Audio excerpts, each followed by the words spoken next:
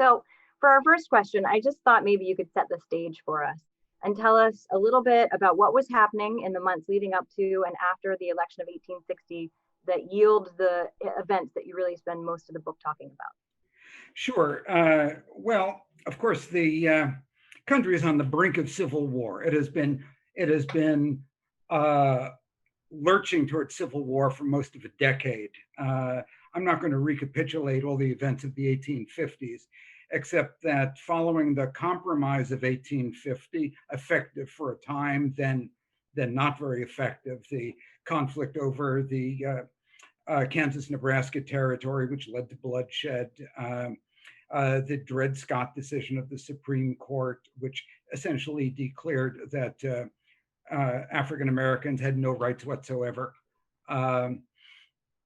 And finally, the election of Abraham Lincoln in 1860, following Lancaster's own James Buchanan, who I dare say, I know I'm stepping on the usual toes, but it was generally regarded by historians as a candidate for worst president in American history. And I think somebody else has now taken that lead and will not relinquish it. That said, the Buchanan House, right around the corner from Lancaster History Center, is a magnificent place and wonderfully well presented, which, if anything, raises one's estimation of Buchanan as a human being, if not as a president. So at any rate, Buchanan's presidency was ineffectual, let's say. One could use other words for it, but at best ineffectual. Lincoln is elected. It's the first time a Republican is elected president. Southern states which had been threatening secession for years, in fact, going as far back as the founding of the United States, that if the federal government was perceived to ever tamper with the sanctity of slavery, they would contemplate secession. And they began doing so in December of 1860. By April of 61, as you can see in this image, South Carolina troops fire on Fort Sumter, federal fort in Charleston Harbor, and the war begins. We have a shooting war. My book is a political history of the war. I take you onto the battlefield from time to time. But Washington, bear in mind, the city of Washington, the national capital, is right on the dividing line between slave and free states. It's actually embedded in two slave states, Maryland and Virginia. There's tremendous anxiety at the time whether the seat of government will be captured by Southerners. In the previous image, you saw some soldiers in front of the Capitol. Those are federal troops protecting the Capitol, just as federal troops are today protecting the Capitol from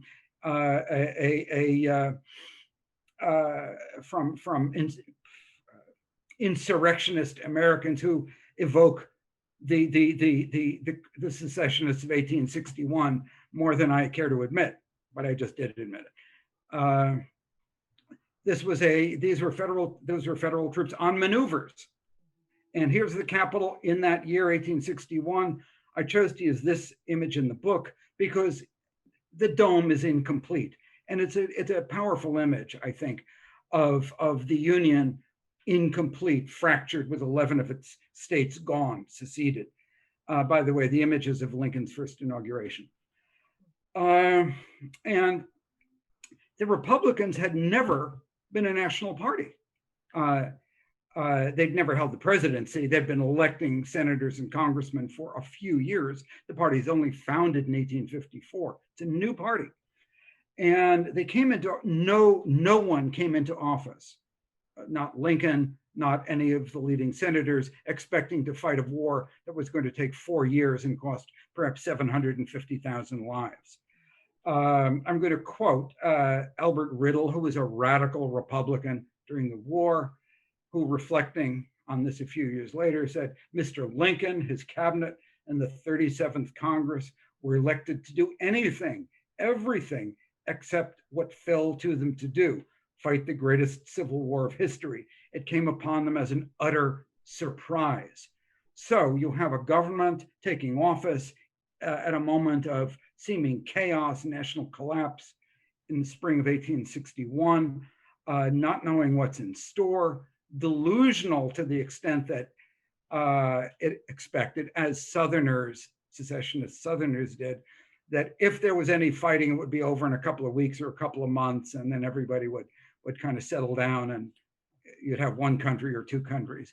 And it, as I said, it went on for 4 years and touched virtually every family in the United States, including my own. I had three ancestors in the war, all of whom fortunately survived, or I wouldn't be here. And this is one of the rare images. The resolution isn't great, I realize, but it's one of the very rare images from the 19th century of Congress in action. It's very kinetic. If you look closely, you see someone off on the left side of the picture orating. I like to think of this as possibly our friend Thaddeus Stevens of Lancaster. It may not be, I don't really know. The individuals aren't identified. And you see two gentlemen right in the center of the picture who are about to leap out of their seats and attack each other. And this was very much the atmosphere on the cusp of secession, when 1/3 of the members of the House and the Senate left. They defected to the Confederacy, with the single exception of, in the Senate, of Andrew Johnson, who would become Lincoln's second vice president. And if you look in the upper right-hand corner of this picture, it's hard to make out, but that's the visitors gallery. It's packed with people, packed, because the US Congress was the greatest show, not just in town, but in the country in the 19th century. Everybody wanted to see Congress in action because everything happened on the floor then, not just in remote committees, much less by Zoom. And debate was real debate. Members would speak for 2, 3, 4 hours, often without notes, with ringing oratory that reached the level of spoken art. Some of them, not everyone by any means, but so visitors, I should also say, because it's sort of pertinent to what happened last week in the Capitol, that the Capitol was open. Anybody could wander in, wander out.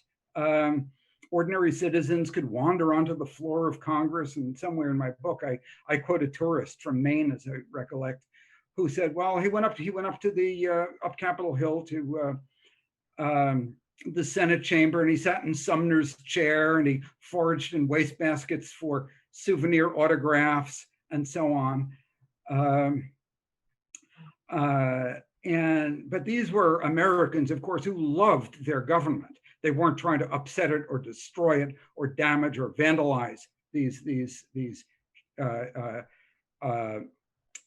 magnificent chambers of Congress. People, I should say, believed with an intensity that's hard to imagine today, perhaps, in this government and in the institution of Congress, which was in the 19th century regarded as the primary engine of the federal government, not the presidency. That really comes only in the 20th century, although Lincoln, yes, was a very assertive president. But we're talking primarily about Congress here. So the people who were showing up are not necessarily as casual as that tourist I mentioned, but they believe in what's going on the floor. And these are the American public remembers Henry Clay and Daniel Webster and John C. Calhoun. It remembers them. They've only been dead for 10 years. The country is full of men, including members of Congress, Thaddeus Stevens among them, who were born when Washington was president. Adams, Jefferson, these are real people. They're not remote, the founders cast in, carved from marble. So anyway, this is kind of the scene, long-windedly the scene here in the spring of 1861. And the men who find themselves, they are all men, of course, who find themselves in the Senate and the House have to figure out from day to day, week to week, month to month, how to fight a war, how to run the country during a war, how to raise prodigious sums of money that had never, far greater than any ever imagined. And they're wrestling with all kinds of questions about the fate of the country. Could the North even be mobilized for a war of a magnitude that can't yet really be imagined? Was Congress or the president responsible for leading the war effort? Could the Republicans even manage to govern? Or would they split apart the way the Democratic Party had?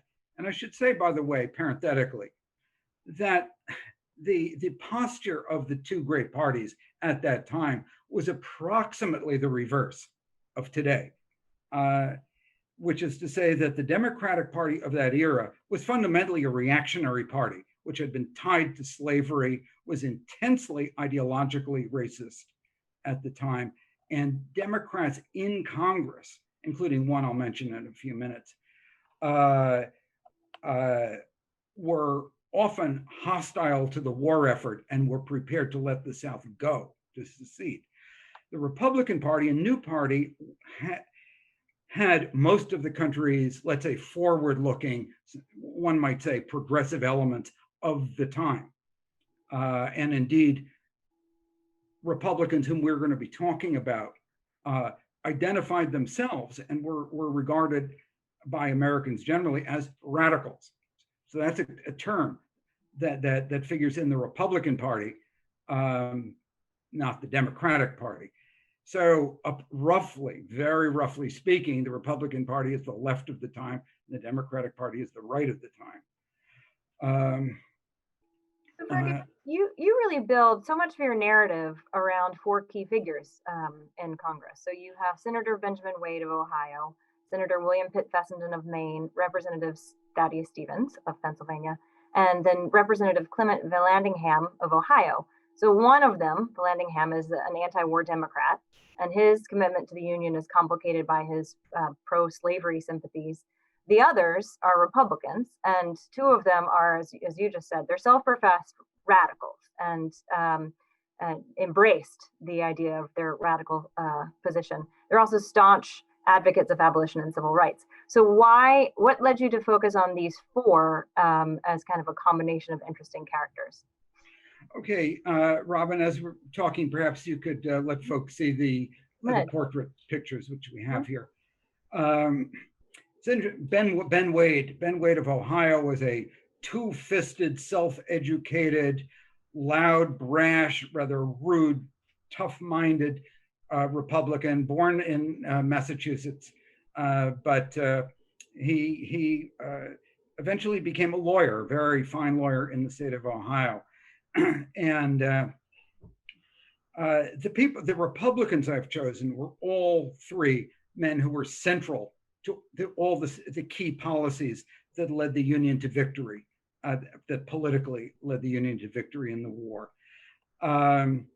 William Pitt Fessenden of Maine regarded himself as a conservative, but Republican, of course, but nonetheless was a de facto radical in terms of policy during the war. And he was chairman of the Finance Committee, which doesn't sound very sexy, but indeed raising money for the war was in some respects the single most challenging political problem over 4 years. And there were innumerable instances where there was tremendous fear that the North could not come up with the money again. And Fessenden was pivotal in finding that money, work that he did in tandem with Thaddeus Stevens in the House, local boy from Lancaster, although originally a Vermonter. And Stevens was chairman of the Ways and Means Committee, very tough-minded man. He was not only perhaps the most radical abolitionist in the House, in Congress even, but he was also, and this is crucial to why he was successful and why, in my opinion, and others perhaps, he is one of the most important political figures in American history, and regrettably one of the least understood, because he was systematically smeared and his reputation largely forgotten and erased during the long Jim Crow era, when abolitionism was when that's to say, the Southerners returned to a powerful posture in Congress and tried to erase the legacy of abolitionists. But Stevens was also a brilliant parliamentarian. That's to say, he was a really effective legislator. He had served previously in Congress, but during the 37th, he is a new man in Congress, and yet he becomes in effect the floor leader for most of the key pro-war and progressive legislation of the war. He's brilliant on his feet. He's sarcastic. He's eloquent. I mentioned he's the chairman of the Ways and Means Committee, but people often said out of his hearing, I think, that he was really the chairman of Mean Ways, famous for his biting sarcasm, and he was never bested in floor debate. These are three fascinating men to write about. I should have explained, I'm going to say one more thing about Ben Wade, whom I went over a little too quickly. Ben Wade of Ohio was not only colorful personally. There are many interesting stories around him, which I don't have time to tell here, but he was chairman of something called the Joint Committee on the Conduct of the War, or simply the Joint Committee.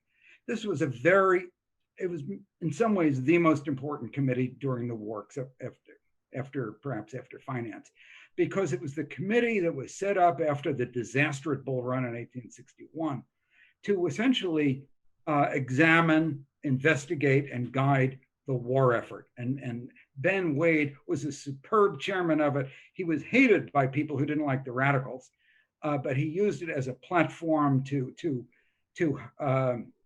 investigate failing generals. Hundreds of them, eventually were asked to testify on Capitol Hill. And he also used it as a platform with which, as Thaddeus Stevens did, to hammer away at the urgency of ending slavery, recruiting Black troops for the war, and equal rights for African Americans. So in that sense, those two, Wade and Stevens particularly, but also Fessenden, are people who are looking to the future of America, to the country, and help shape the country that we live in today. Now, the fourth guy here, who's the kind of the ringer in this group, but he looms large in my book, Clement Laird Vallandigham, was a congressman from Dayton, Ohio, anti-war Democrat, as you said, Robin. And he's in the book because I gave him the prominence I did, because he's a window into what Democrats were thinking and doing, and the stresses within the Democratic Party, and the intense anti-war sentiment that existed over much of the North. Indeed, there was widespread subversion in some states, notably the Midwest, that's to say Indiana, Ohio, and Illinois during the war. There were wide-scale desertion, attacks against recruiting officers, against draft bureaus. And there were, in some instances, literally pitched battles between federal troops in Indiana, between federal troops and anti-war armed Democrats. And if you think there is some analogy with certain armed groups in the United States today, I don't think you'd be wrong, because there were subversive groups that had in the North that were willing to try to subvert the government at gunpoint. And to finish with Vallandigham, I mean, he's not an uncomplicated man. He was very well educated, classically educated. He was personally charismatic, a bit of a scholar, actually, extremely racist, which is hard to get over in reading what he had to say and what he wrote. But he had a huge following. Finally, he was so troublesome that he was expelled to the South into the Confederacy. And that in itself is a very interesting story, because the Confederacy didn't want him. They, in fact, didn't keep him. Why? Not because they didn't like what he was saying, but they wanted him to say it in the North, where he was a very painful thorn in the side of the war effort. So they quickly moved him out of the South, sent him to Bermuda, where British Bermuda, where he embarked in a British boat for Canada, and then spent the next year, 1863, in Canada, basically organizing as best he could a counter movement against the war effort from Canada. And he was indeed in absentia nominated as governor to run for governor of Ohio in 1863. Unfortunately, he failed. So I've heard you, Fergus, say that about Thaddeus Stevens, he was unique among anti-slavery men. Can you say a little bit more about that?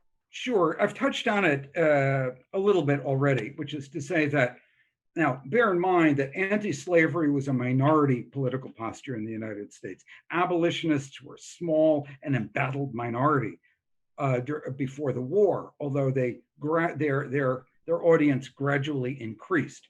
And it wasn't until well into the war that the federal government, largely under pressure from the radicals, people like Stevens and Wade and Charles Sumner of Massachusetts, actually embraced emancipation long before Abraham Lincoln did. Lincolnists will, of course, say Lincoln was biding his time until it was a realistic action to take. I'm not necessarily disagreeing with that, but Congress was pushing very, very hard long before Lincoln made clear that he was going to pursue that.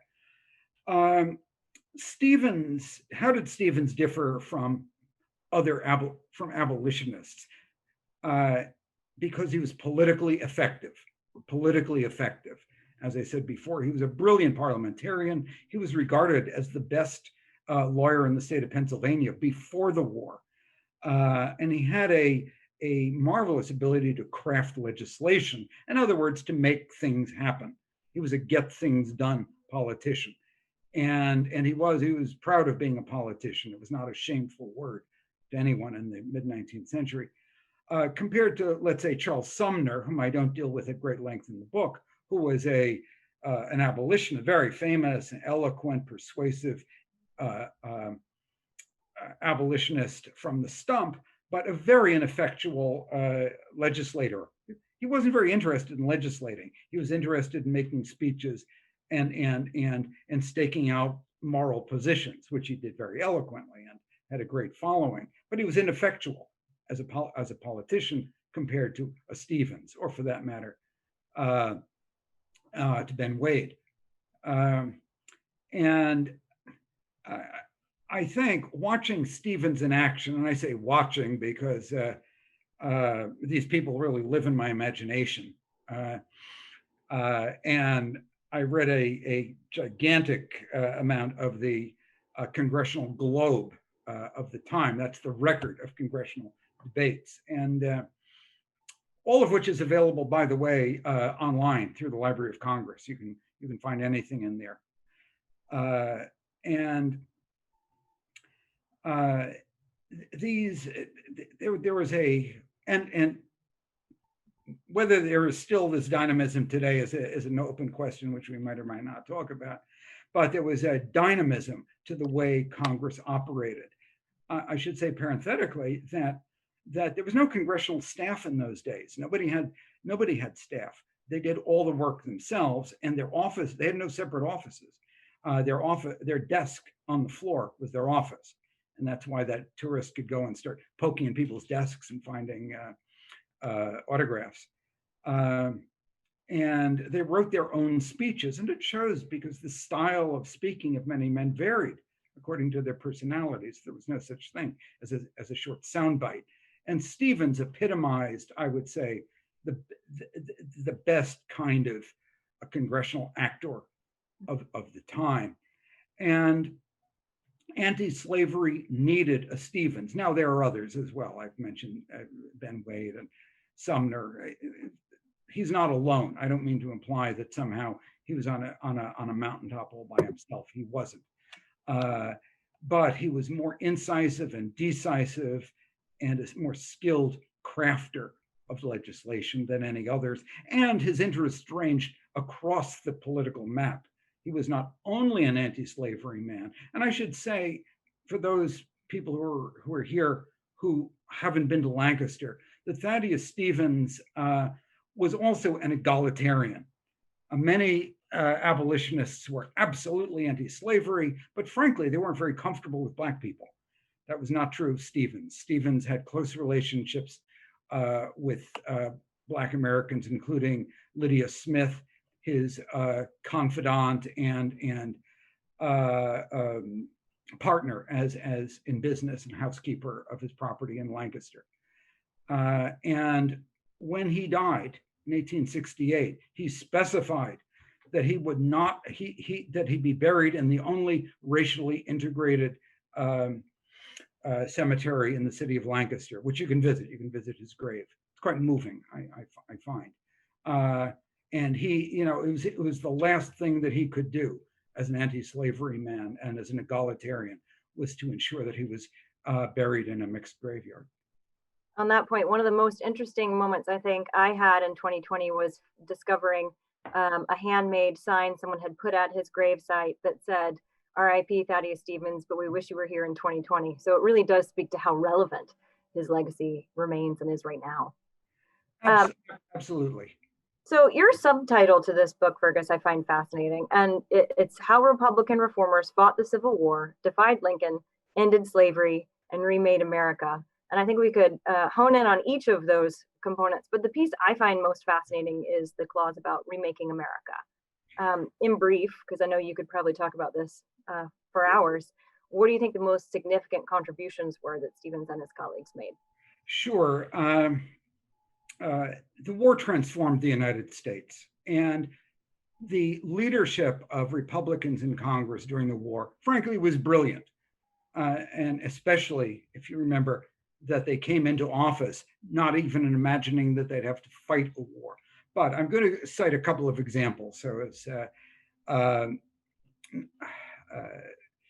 as you said, Robin, I could talk about a lot of things here, but okay, here are a few things. I'm going to give you two categories. One was the this extremely innovative financial legislation that was passed during the war. I'm not going to dwell on it, but which essentially initiated the forerunner of the Federal Reserve, turned the U.S. Treasury into the kind of institution it is today, and it established, for better or worse, highly debatable, I think, better or worse, the relationship between Wall Street and Congress. Okay, that's the financial side. The rest that I want to talk about reaches far beyond what's obviously the war. Four remarkable legislative acts were passed: the Homestead Act, the Pacific Railway Act, the Department of Agriculture Bill, and the Land Grant College Act. Which were, in a sense, all of a package. This was legislation, some of it that had been bottled up for years by reactionary Southerners who did not want to see the West opened up to freedom. And they knew that homesteading, the railroad, and other measures would do that. So once the Southerners were out of Congress, Congress rapidly passed all these measures. The Homestead Act, of course, opened the entire West, ultimately to the West Coast, to individual homesteading, to farming. The impact of that on Native Americans is something that's fraught with concern, but I'm not going to digress into that. The Pacific Railway Act linked the West Coast to the East Coast. And I want to emphasize that these are war measures to the extent that they strengthen the Union. They weld the West to the North. The Railway Act was urgently needed because there was a real anxiety that if secession in the South succeeded, the West Coast, California, Oregon, and Washington, would also secede. A precedent would be set. It would be impossible not to repeat, and that possibly even other Western areas would break off as well. And the railroad bound the West Coast to the rest of the United States. The Land Grant College Act was the act that empowered the government to help create public colleges across the West. And indeed, the act also provided a mode of financing for Eastern colleges that were already in existence. The Department of Agriculture bill, which doesn't sound very, very sexy either, nonetheless was the creation of a governmental entity to promote modern farming that would facilitate, again, the development of agriculture across the country. If you're not in agriculture, maybe that doesn't seem too interesting. But when these four measures together, had a huge impact on the development of the United States, not just in the Civil War era, but well into the 20th century. Thank you. That's great. I think we could really riff off of that for quite a while. So this is my last question, and then we're going to turn to some audience questions. And I've already seen several very good ones come in. But this is not your first book about American Congress over the course of its first 100 years. So what is it about Congress as a body that you find so compelling as an historian and an author? And part two, given the events that we've lived through in these last, I was originally going to say several months, we could just change it to several days. What do you think future congressional historians will focus on? Wow, yeah, in 25 words or less. Okay, as far as my own interest goes, it has several parts to it. One is that, as I said earlier in this conversation, in the 19th century, what you see here, by the way, is members of Congress cheering the 13th Amendment, in a way, the climactic moment of the Civil War Congresses. But Congress was regarded in the 19th century as the central engine of government, not the presidency. Abraham Lincoln, for example, in contrast to our present president, never denied a request for information from Congress. Lincoln was anything but imperial, even though he was a very forceful president for the 19th century. So Congress is often what is shaping what becomes policy in the United States. It's not all coming out of the White House, as we tend to assume today. Today, we all expect a president to have a plan for its first 100 days. That idea only goes back to Franklin Roosevelt, 1933, but it's now become kind of a norm. But nobody in the 19th century ever imagined that. And the president, indeed, often looked to Congress to set the policy agenda. So much more is happening on Capitol Hill. Much more creative politics is being done on Capitol Hill. Creative politics. And I do think politics is creative, can be creative at any time, including the present. Creative in the best sense. Much more is taking place on Capitol Hill than one might imagine, especially in this recent era of seemingly deadlocked, gridlocked Congress. Two, Congress in the 19th century, I have to say, is filled with an immense number of colorful personalities who are a lot of fun to write about. We've talked about a couple of them here. I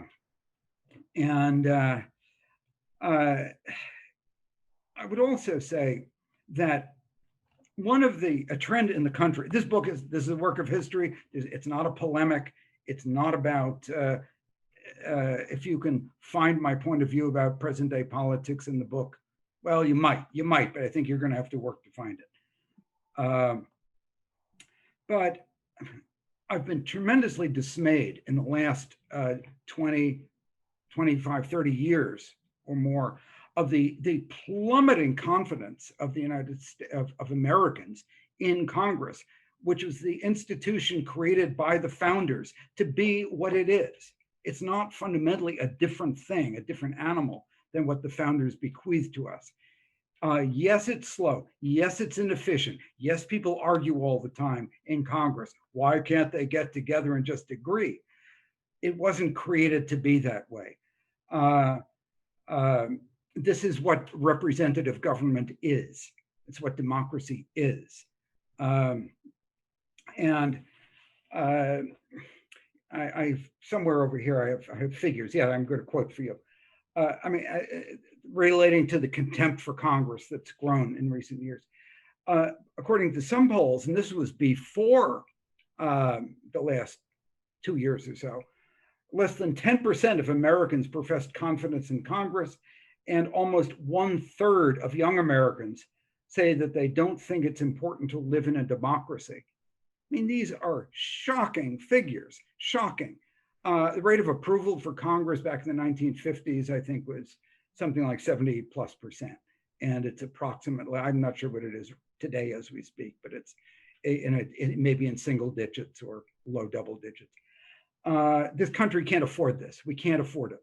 We can't afford it. If we don't believe in the government, we don't believe in the Constitution. We don't believe in the system that the founders bequeathed to us. So in a sense, this book is also a brief for Congress and for representative government and for politics, despite its frustrations and disappointments. We saw, based on what happened last week, and will continue. That wasn't a one-off event. The precedent for it was the near seizure of the state legislature in Michigan some months back, and the normalization of subversive anti-American insurrectionary activity and the fostering of that by some people who are actually in the mainstream political sphere, which is shocking and unconscionable. But I've watched the authoritarian style, a taste for the authoritarian style increase in this country, obviously in the last 4 years, but also we've seen it elsewhere in the West, other Western countries. And if we don't understand why we have the kind of government we have, we need to relearn it. I'm going to quote William Pitt Fessenden, who's one of the principals in my book, who said essentially that to require to accomplish anything in Congress in this stew of self-interest, to accomplish anything requires creative skill, tolerance, and immense patience. Republican politics is always messy.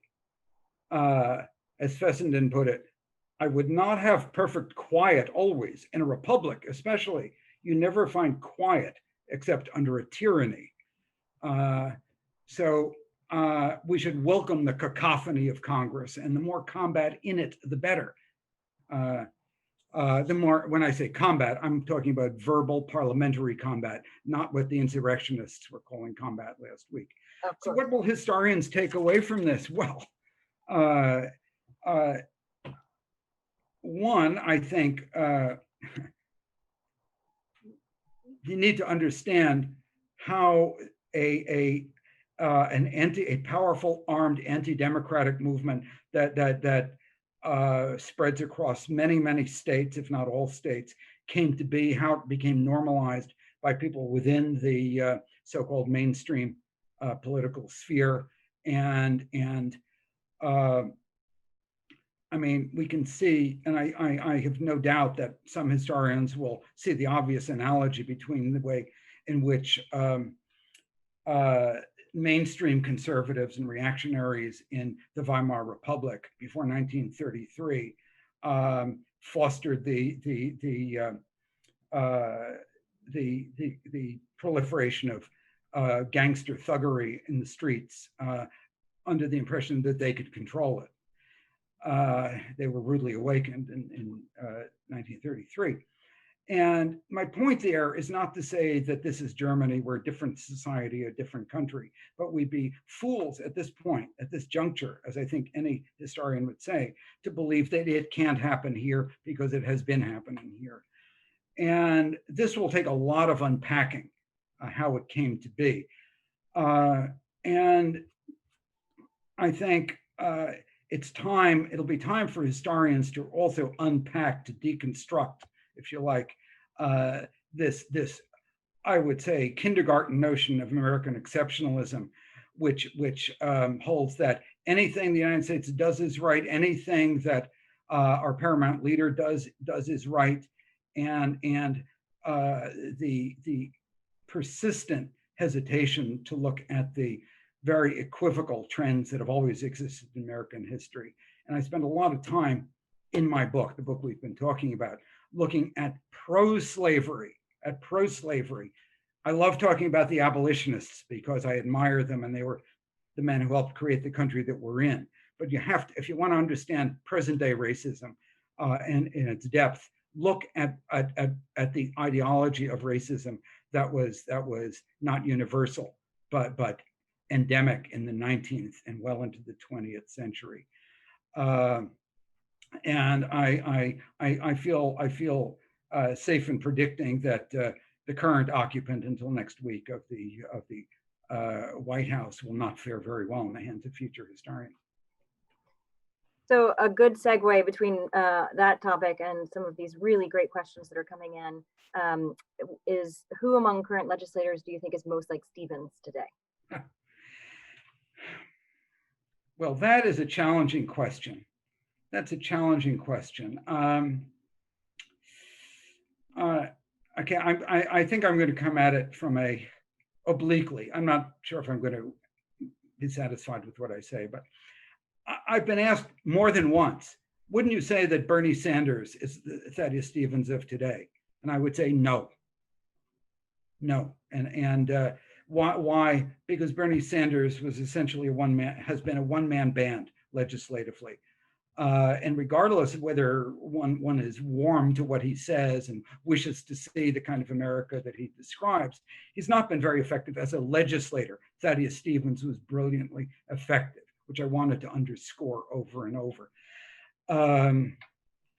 I think there's a difference. There's a difference in politics between, what should I say, the Sumners of past times, or dare I say, and I don't mean to be unkind, the Sanderses of today, who are great orators. They're great at communicating. We're great at communicating, building a following, inspiring people to do good things, which is true in both cases. There's a big difference between them and the people who really are interested, the institutional politicians, who are interested in committed to making Nancy Pelosi, for example, who I'm proud to say is my congresswoman here in San Francisco, who is a tremendously effective legislator and political leader within her caucus and within the House. And you may disagree with a lot that Nancy Pelosi represents. I don't particularly, but you might. I understand that there are people who find her anathema. But she's effective. She's effective. She's a person, a forward-looking, progressive person for whom it really matters to get things done, not just to have a great audience. And on that score, you've noticed I've left out the really fascinating young congresswoman from the Bronx, AOC, who's got a great future ahead of her. And I think, the country always needs people poking, and the system needs people poking at it from the sides and saying, we've got to do more, we've got to be better. It's very important to have that. Sumner did that as well. But I think she's in that other category so far of not having been proven herself as a legislator. And I mean, the people I like are the Pelosi's, the Chuck Schumer, frankly, who's not a charismatic guy. He's not a charismatic guy, but he's a great senator. He's a great senator. It's my other state, New York. And I don't know, this is a long conversation. I think I'd like to make room for some more questions. Yeah, there are a lot of really good questions in here. One from your friend Ross Hetrick. Could you comment on how Thaddeus Stevens and other congressmen transformed the economy by changing the banking system, and how, and maybe weave a little comment in there about legal tender and how it evolved under there. Oh boy, thanks, Ross. In 15 words or less. Okay.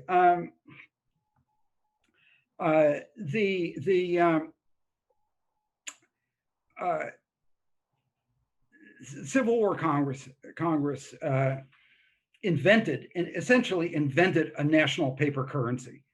As I said several times, the cost of the war was prodigious, and it became evident pretty quickly in 1861 that the government was going to have to borrow prodigiously in order to pay for raising armies, clothing the soldiers, feeding them, buying cavalry horses, having cannon manufactured, building trains, building a navy, and so on. A great deal of money had to be raised. And the United States pre-war had a vast proliferation of currencies that were issued locally all over the country, many of which issued by banks that had really no capital, no backing. And that was it was a rinky-dink Stone Age financial system that simply couldn't sustain the war that had to be fought. One answer of several. This isn't what Ross asked, but the government, through the agency of some brilliant marketers, sold a huge number of government bonds. Ordinary citizens were inspired to buy federal bonds to help sustain the war effort. That wasn't enough, even though it raised a lot of money.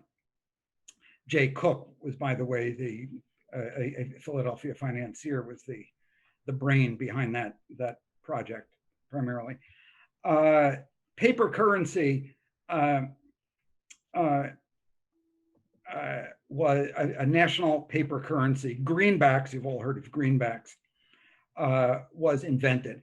It was highly speculative, and its value, the value of one greenback dollar, oscillated dramatically from 1862 to the end of the war, depending on how well the Union armies were doing. Every time a battle was lost at Fredericksburg, or the value of a greenback plummeted. After a victory, it ascended. And there were a number of instances where there was genuine fear that the federal government was going to collapse financially because of shrinking confidence in the currency. And a story that I tell in the book that bears on that is a very fraught journey that the Secretary of the Treasury, Salmon P. Chase, made up to New York to sell gold, to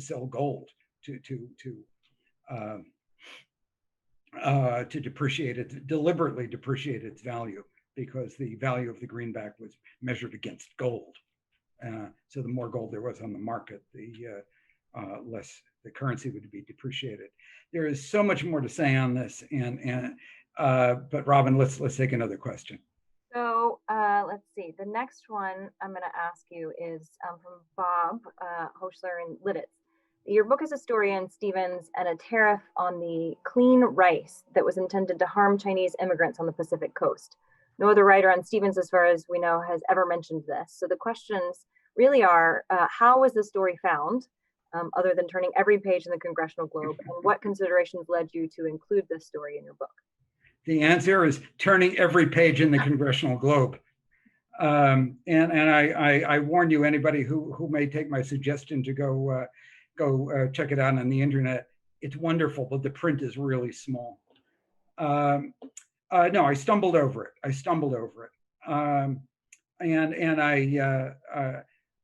Stevens had there was no political advantage to Stevens in challenging a despicable anti-Chinese legislation in California that California representatives wished to make national. He gained nothing at all from it. There were no Chinese residents in the state of Pennsylvania in the 1860s, and there were almost none on the East Coast anywhere, but substantial numbers in California and Oregon. So Stevens was speaking from the core of his self as an egalitarian on behalf of another group of people who he said, I can only paraphrase him roughly here.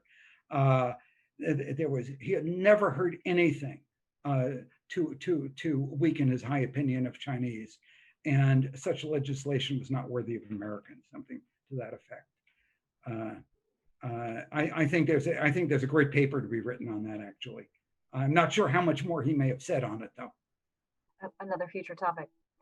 So because you're speaking to a group in Lancaster, we'll throw you one final question, and we'll actually have a Buchanan element. Given everything you've told us tonight about the power of Congress versus the power of the president in the mid-19th century, can Buchanan be let off the hook a bit for not believing it was the job of the president to lead the way on avoiding secession in the Civil War? That's a very fair question, and only a Lancastrian would appreciate that. So my compliments to the person who asked it. As you probably gathered, I'm not a political fan of Buchanan, and I think his indecisiveness, his weakness, and his unarguable tilt towards the South. People don't like to hear that, but there's no question that despite the fact it was very easy to be have a friendly attitude towards Black individuals in the free state of Pennsylvania, but what really counted was the policies that he supported as president, okay, which were consistently pro-Southern for decades. I think it is fair. It's fair to ask the question, was he all that different from prior presidents in hesitating to act as a strong leader? There were many who might have made a similar decision, but the times called for something more. The times called for something better. The times called for creative politics. They called for strength. They called for imagination.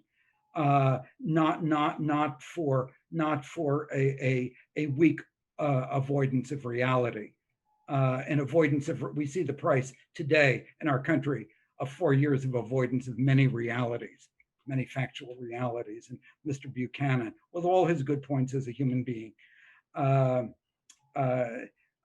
avoided the consequence of the realities that were about to tear the country apart. So I understand where he was coming from, and I think it's a fair point to make.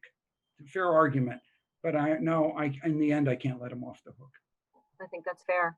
I think we also, it's funny to end a talk that's largely about Thaddeus Stevens and his comrades with a little Buchanan history, but it's also probably a little inevitable here in Lancaster. So our hour has come to an end, and Fergus, I just want to thank you so much for your time and your attentive response to all of our questions, mine and everyone else's. I know there were a few that we didn't get to, but we're going to have you back. And so hopefully when it will be in person, folks can swarm you at the end of your talk and follow up on all of the questions that we didn't get to tonight. But thank you all so much for joining us this evening. Once you exit this Zoom, you'll actually get a little pop-up window that will give you a post-event survey so that you can share your thoughts about tonight's program and also make some recommendations on topics you'd like to hear more about in the future. As I said, we'll be posting our recording from this evening's presentation on our YouTube account. Please be on the lookout for future programmatic updates and visit our website, LancasterHistory.org. I'd also like to call your attention to Fergus's website. Fergus, you want to give me that one more time? Sure, it's just fergusbordewich.com. And I assume you can see the way my name is spelled here. Even though it's ICH at the end, it's pronounced Bordewich, but the spelling is ICH, fergusbordewich.com. There's more about this book, more about various other books I've written, and some interesting things to read on the site. Thanks, Robin. And Robin, thank you very much. And thanks to Lancaster History for having me again. And I too look forward to doing this again in person someday. It's always a pleasure, Fergus, and we will be delighted to see you here anytime and hopefully very soon. So thank you all, and thank you, Fergus. Have a good night. Thanks, Robin.